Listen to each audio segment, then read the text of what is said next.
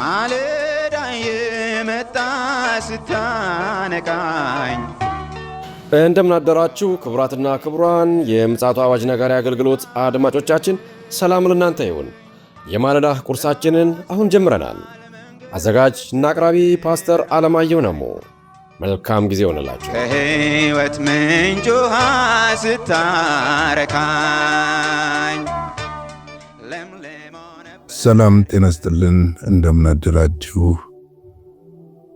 ይህ በምፅዓቱ አዋጅ ነጋሪ አገልግሎት እየተዘጋጀ የሚቀርብ የማለዳ ቁርስ ፕሮግራም ነው።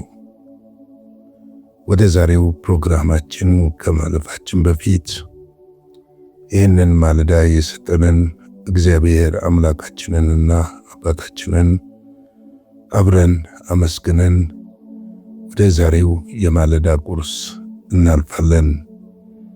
የዘላለም አምላክ በዘላለም ዙፋን ላይ ያለ የተፈራህና የተከበርክ አምላካችንና አባታችን እግዚአብሔር ሆይ በጌታ በኢየሱስ ክርስቶስ ስም እናመሰግንሃለን።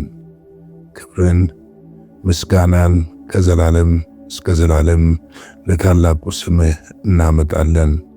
አንተ ታላቅ ኃያል ብርቱ አምላክ ነህና እግዚአብሔር ሆይ በዚህ ሁሉ ዘመን ጠብቀህ ከክፉዎች ሁሉ ጋርደህ በዕድሜ ላይ ዕድሜ ጨምረህልን ዛሬን ደግሞ በፊትህ እንድንሆን መልካሙን ዕድል የከበረውን ዕድል ስለሰጠህን እናመሰግንሃለን። እግዚአብሔር አምላካችን ሆይ እነሆ ደግሞ በዚህ በመጨረሻ ዘመን በነገር ሁሉ ፍጻሜ ክፋት ሁሉ እየጨመረ በሄደበት ይህንን ዘመን የሚያሻግር ያንተ ጸጋ ለቅዱሳን ለእኛም እንድትሰጠን በኢየሱስ ስም እንጠይቃለን።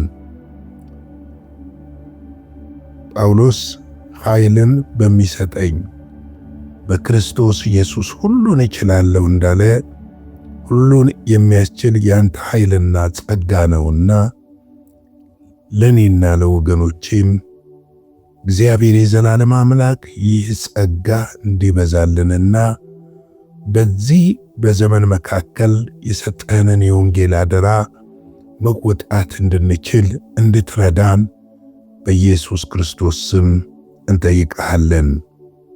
ጌታ ሆይ ኖ በጨለማ ላሉት በኃጢአት ለታሰሩት እግዚአብሔር ሆይ በሃይማኖት ገመድ ለተተበተቡት ከስራታቸው ለመውጣት ለሚታገሉት የወንጌልህ ብርሃን እንዲበራላቸው ያ የመስቀሉ ፍቅር እንዲገለጥላቸው ዓይኖቻቸውን እንድትከፍት እግዚአብሔር ሆይ እነሆ ደግሞ የምስራቹን የሚናገሩ እግሮች ወደ እነሱ እንድታፈጥን በኢየሱስ ክርስቶስ ስም እንጠይቃለን። ጌታ ሆይ አንተ መሐሪ ቸር ሩሩ አምላክ ነህና ምሕረትህና ቸርነትህ ደግሞ ለዘላለም ነውና በዘላለም ፍቅር ነው ሁላችንን የወደድከንና ያንን ፍቅርህና ርኅራኄ አሁንም በሕይወታችንና ለወገኖቻችን እንዲሆን በኢየሱስ ስም እንጠይቃለን። እናመሰግናለን። ይህንን ማለዳ ስለሰጠህን ከፍ እናደርግሃለን፣ ክብርን እንሰጥሃለን። ነው ደግሞ በዚህ ማለዳ ቃልህን ባርክልን፣ አስተምረን፣ በመንፈስህም ተናገረን። ዓይኖቻችን በስምህ የተከፈቱ ይሁኑ። ሁሉ ለስምህ ክብር ይሁን በኢየሱስ ክርስቶስ ጌታና ጻድቅ ስም። እንግዲህ እስከ ዛሬ ድረስ የአንደኛ ተሰሎንቄ ምዕራፍ 2 ነበር ስንመለከት የነበረው። በዚህ ምዕራፍ ውስጥ ብዙ ነገሮች እንዳየን ተስፋ አደርጋለሁ። ብዙ ነገሮችን ተመልክተን ነበረ። በምዕራፍ 2 ላይ ወንድሞቹ የራሳችሁን ወደ እናንተ መግባታችን ከንቱ እንዳልሆነ ታውቃላችሁ። እንግዲህ ወንጌልን ይዘውላቸው እንደገቡ በብዙ ነገሮችን እንድናይ ዓይኖቻችን እንዲከፈት የሚያደርገውን ነገር ለመመልከት ሞክረናል። በተለይም ነገር ግን ወንጌልን አደራ ይሰጠን ዘንድ እግዚአብሔር የታመንን ሆኖ እንዳገኘን መጠን እንዲሁ እንናገራለን። ልባችንን የሚመረምር እግዚአብሔር እንጂ ሰው ደስ እንደማናሰኝ አይደለም የሚል እያለ ለወንጌል የተሰጠውን አደራ፣ ሐዋርያነቱን የተሰጠውን ተልእኮና አደራ እንዲሁም ደግሞ ለእነዚህ ቅዱሳኖች ምን ያህል ይራራ እንደነበረ የሚያመለክቱት ነገሮችን ለመመልከት ሞክረናል። እንዲሁም እያፈቀርናችሁ የእግዚአብሔርን ወንጌል ለማካፈል ብቻ ሳይሆን የገዛ ነፍሳችንን ደግሞ እናካፍላችሁ ዘንድ በጎ ፈቃዳችን ነበረ፣ ለእኛ የተወደዳችሁ ሆናችሁ ነበርና እያለ እነዚህን ሐሳቦች በጥልቀት ለማየት ሞክረናል። እንግዲህ በመጨረሻ የተመለከትነው ቁጥር 19ና 20 ነው። ተስፋችን ወይም ደስታችን ወይም ትምክህታችን አክሊል ማን ነው? በጌታችን በኢየሱስ ፊት በመምጣቱ እናንተ አይደላችሁምን? እናንተ ክብራችንም ደስታችንም ናችሁ። እንግዲህ የቅዱሳን ክብርና ደስታ ለሌሎች ወንጌልን ማካፈሉን ነው፣ ለሌሎች ወንጌልን ማድረሳችን ነው።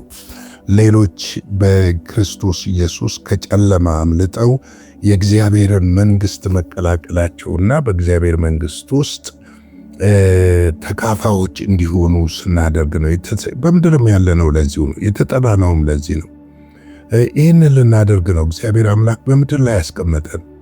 ምክንያቱም ይህንን እንድንሰራ ይፈልጋል እግዚአብሔር። ከጨለማ ሲያወጣን ወደ ብርሃን ሲያወጣን፣ ያንን ፍቅሩን ሲያሳየን፣ ወደ መንግስቱ ሲያፈልሰን ሌሎችን በዛ ፍቅር እንድንማርክና ወደ እግዚአብሔር መንግስት እንድናፈልስ እንደሆነም ልንረዳ ያስፈልጋል። ለኛ አክሊላችን እና ደስታችን ወደ እግዚአብሔር መንግስት ያመጣናቸው ከጨለማ ያመለጡ ሰዎች ናቸው። አክሊላችንና ደስታችን ያ እነሱ ናቸው። ለዚህ ነው ጳውሎስ እናንተ በመምጣቱ ይላል ክርስቶስ ኢየሱስ እንደሚመጣ ጠቆም ያደርጋቸውና በዛን ጊዜ እኮ አክሊላችን እናንተ ናችሁ፣ ደስታችን እኮ እናንተ ናችሁ። የኛ ደስታ ምድራዊ አይደለም፣ በሚታይ ነገር አይደለም። ደስታችን እናንተ ናችሁ። የእናንተ መዳን ነው፣ የእናንተ መለወጥ ነው። እናንተ የእግዚአብሔር ልጅ ኢየሱስ ክርስቶስን መምሰላችሁ ነው ብሎ ነው የሚነግራቸውና ይህ ኢንተረስቲንግ የሆነ ነገር ነው ብዬ አስባለሁ። እንግዲህ ዛሬ ምዕራፍ 3 ነው የምንጀምረው። ቁጥር 1 እስቲ እንመልከትና ቁጥር 2ንም ትንሽ ለማየት እንሞክራለን እግዚአብሔር እንደረዳን። ስለዚህ ይላል እንግዲህ ከዛ ከክፍል 2 ከምዕራፍ 2 የተነሳ ሐሳብ ነው፣ የተያያዘ ሐሳብ ነው። ስለዚህ ወደፊት እንታገስ ዘንድ ባልተቻለን ጊዜ በአቴና ብቻችንን ልንቀር በጎ ፈቃዳችን ሆነ ይላል። ወደ እነሱ መምጣት ይፈልጋሉ፣ ልናያችሁ እንፈልጋለን እያለ ይናገር ነበረ ጳውሎስ። ወደ እናንተ መምጣት ፈልገን ነበረ፣ ነገር ግን እንደዘገዩ፣ ጠላት እንዳዘገያቸው፣ ሰይጣን እንዳዘገያቸው በቁጥር 2 ላይ ምዕራፍ 2 ላይ ሲናገር ነበረ እና አሁን ደግሞ በአቴና ብቻችንን ልንቀር በጎ ፈቃዳችን ሆነ ይላል እና በዛ አቴና በነበሩበት እንግዲህ ወደፊት መታገስ እንዳስፈለጋቸው ይነግረናል። ስለዚህ ወደፊት እንታገስ ዘንድ ባልተቻለን ጊዜ በአቴና ብቻችንን ልንቀር በጎ ፈቃዳችን ሆነ ይላል። በአቴና እዛ ለመቅረት የእግዚአብሔር በጎ ፈቃድ በእነርሱ እንደሆነ ጳውሎስ ይነግረናል። እንግዲህ በእኛ ሕይወት ውስጥ የእግዚአብሔር ፈቃድ ነው የሚሆነው። ነገሮችን በትዕግስት የማናደርጋቸው ከሆነ ለአደጋዎች እንጋለጣለን። መታገስ ያስፈልጋል። አንዳንድ ነገሮች ቸኩለን የምንወስናቸው፣ ቸኩለን የምናደርጋቸው፣ በስሜታችን የምንነዳቸው ነገሮች ጉዳት ያመጣሉ። ነገር ግን የእግዚአብሔርን ድምፅ ሰምተን በእግዚአብሔር በጎ ፈቃድ ላይ ተመስርተን የእግዚአብሔርን ሐሳብ ስናደርግ ለነገሮች መለወጥ ትልቅ አስተዋጽኦ ይሆናል በሕይወታችን ላይ። ስለዚህ ነው ጳውሎስ በዚህ ስፍራ ላይ እንታገስ ዘንድ አለ እና ባልተቻለን ጊዜ በአቴና ብቻችንን ልንቀር በጎ ፈቃዱ ነው ይልና ቁጥር 2 ላይ ስለ እምነታችሁ እንዲያጸናችሁ እንዲመክራችሁ ወንድማችንን የእግዚአብሔርንም አገልጋይ ከኛ ጋር አብሮ በክርስቶስ ወንጌል የሚሰራውን ጢሞቴዎስን ላክ ነው ይላል። እነሱ እዛ ቢቀሩም ነገር ግን ደግሞ እነዚህን የተሰሎንቄ ሰዎች ሊያጽናና የሚችል ሊያበረቱ የሚችሉ በእምነት እንዲበረቱ እንዲጸኑ የሚያደርጋቸውን አገልጋይ ሲልኩላቸው እንመለከታለን። ይህ ክፍል ስንመለከተው በእምነት መጽናት ወሳኝ ነገር ነው። እምነታችን ጽኑ የሚሆነው ደግሞ የእግዚአብሔርን ቃል ስንመገብ ነው። በእግዚአብሔር ቃል ስናድግ ነው። ያለ እግዚአብሔር ቃል እምነታችን አይጸናም። የእምነት ምንጭ የእግዚአብሔር ቃል ስለሆነ፣ ምክንያቱም የምናምነው ይህ የክርስቶስ ኢየሱስ ወንጌል ስለሆነ ይህንን የክርስቶስን ወንጌል በልባችን ውስጥ ስንቋጥረው እምነት ይሆንልናል። እንግዲህ እምነት የሚመነጨው ከመስማት ነው ይለናል መጽሐፍ ቅዱስ። መስማትም ደግሞ ከእግዚአብሔር ቃል ነው ብሎ ይነግረናል። ስለዚህ እነዚህ የተሰሎንቄ ክርስቲያኖች እንዲበረቱ፣ ያ እምነታቸው እንዲጸና፣ እንዲመክራቸው በምን በእግዚአብሔር ቃል እንዲያሳድጋቸው፣ እንዲመክራቸው፣ እንዲያጸናቸው ከነሱ ጋር አገልጋይ የሆነውን ጢሞቴዎስን ሲልከው እንመለከታለን። እንግዲህ ጢሞቴዎስ እንደምታውቁት ከጳውሎስ ጋር በእግዚአብሔር ወንጌል የተጣመደ፣ ጳውሎስ እንደውም ልጄ ብሎ የሚጠራው እንደሆነ እናውቃለን። እንግዲህ ይህንን ጢሞቴዎስን ሐዋርያት ሥራ 16:1 ላይ ወደ ደርባንም ወደ ሊስጥራም ደረሱ፣ እነሆም በዚያ የአንዲት ያመነች አይሁዳዊት ልጅ ጢሞቴዎስ የሚባል አንድ ደቀ መዝሙር ነበረ፣ አባቱ ግን የግሪክ ሰው ነበር ይላል የእግዚአብሔር ቃል።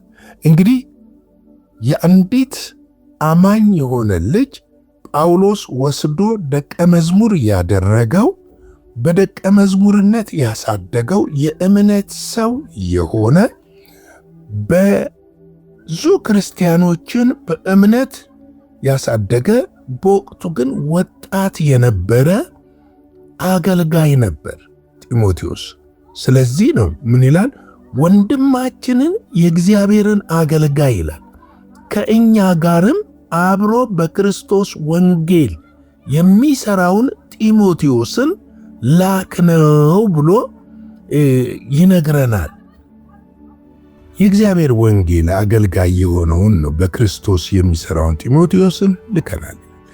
የእግዚአብሔር ወንጌል አገልጋይ ነው። የወንጌል ሰው ነበር ጢሞቴዎስ። ይህን ሰው ነው የላኩላቸው በእምነት እንዲጸኑ፣ እንዲበረቱ፣ እንዲመክራቸው፣ እንዲያሳድጋቸው።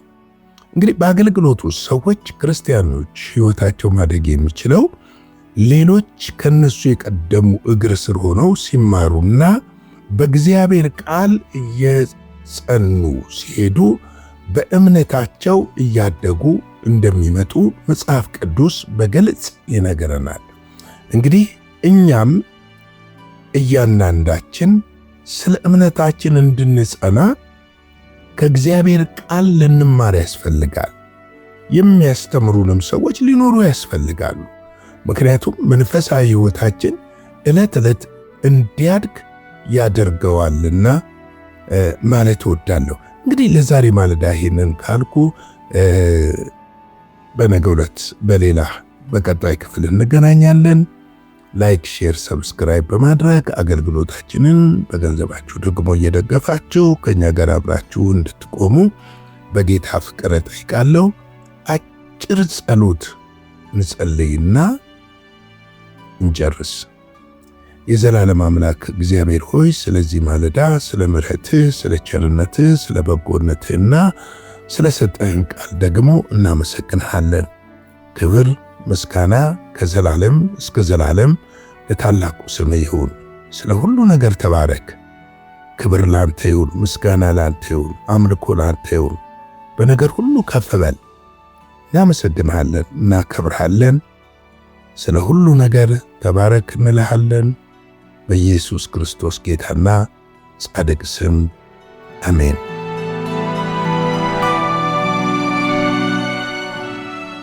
በነበረን የመልእክት ክፍለ ጊዜ እንደተባረካችሁ ተስፋ እናደርጋለን። በነገው ማለዳ በሌላ ዝግጅት እንገናኛለን። መልካም ቀን።